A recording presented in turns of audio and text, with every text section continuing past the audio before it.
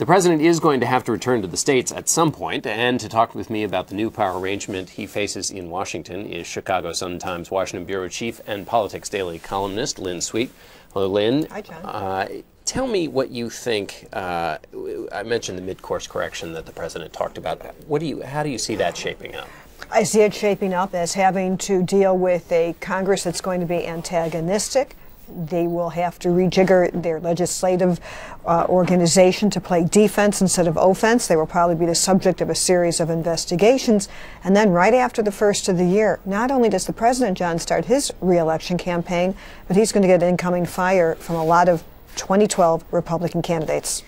There's a debate still, it seems to me, between whether to kind of go the conciliatory, these are rough stereotypes, but the conciliatory sort of Clinton triangulation approach or the 1946-48 Harry Truman run against Congress, beat them up. How do you see the president coming down? Well, I think we need maybe a stool with 5 legs on it instead of 3, because he might just try a variety of new approaches.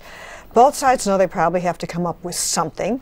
On the other hand, Obama probably and his team, I hear, would not mind saying, I don't own the economy solely. I don't own that jobless rate entirely. We have to, you're going to wear the jacket with me. So I think the retooling won't just be on one front. They will think of a variety of things, from some issues where they actually can forge a compromise or make it clear better than they ever have that they haven't, and demand that some Republican votes come on some issues in a way that didn't work in the last 2 years, and then figure out how they're doing it while preparing for the re-elect. What's your sense of a reshuffling, not necessarily because of the election shellacking, as the president called it, but also because after 2 years, right, a lot of these folks are tired. They want to get back to Chicago. Some of them, David Axelrod, wants to get to work on the re-election campaign, right, in earnest. So what's your sense of the kind of internal mood? My sense is that some people are tired because they haven't stopped this for years, but there's going to be a change because some of the people didn't pledge ever to be there for 4 years. You're going to have some more changes, I hear, in the economic team. Obviously, the communications team, some of it will have to be split up to communicate on the re-elect front. I wouldn't be surprised if you even have a cabinet member or 2 turnover. The president, when he was in India, you've known him for a long time, he mentioned Gandhi in his speech. Do a little archaeology here on his past history and where that comes from. And thank you for bringing that up, because that has been a constant source of conversation in his various speeches and public appearances in India. It comes from one of his heroes who he says and has said inspired him to become a community organizer as a young man, and he has said that his standing as president today is a direct link from Gandhi to Martin Luther King to his being able to run and win for president in the United States. In his Senate office, he had a picture, yes, of Martin Luther King and Gandhi. He did, and I remember the office actually, when he was a senator, has far more personal things in it than the Oval Office does now, which is just an interesting aside. There are a lot of things that you could point to that were important to him on it. But he has constantly said that he stands on the shoulders of men who came before him, with Gandhi being one of them.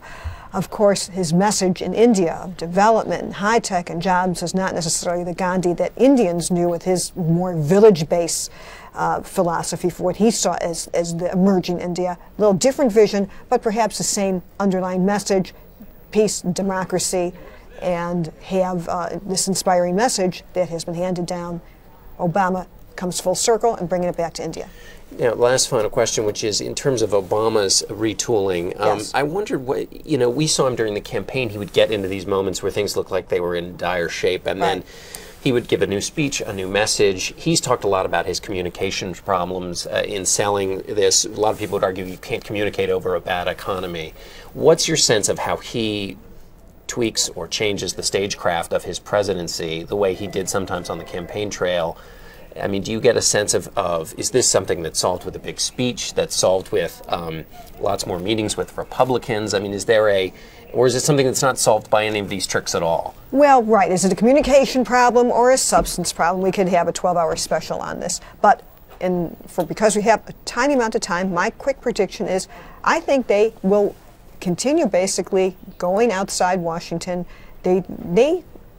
They have never really changed their faith that they have ups and downs, and they just have to hope that the up hits when the election does. In this last case last week, it did not. And I think they have a faith that you cannot change Barack Obama.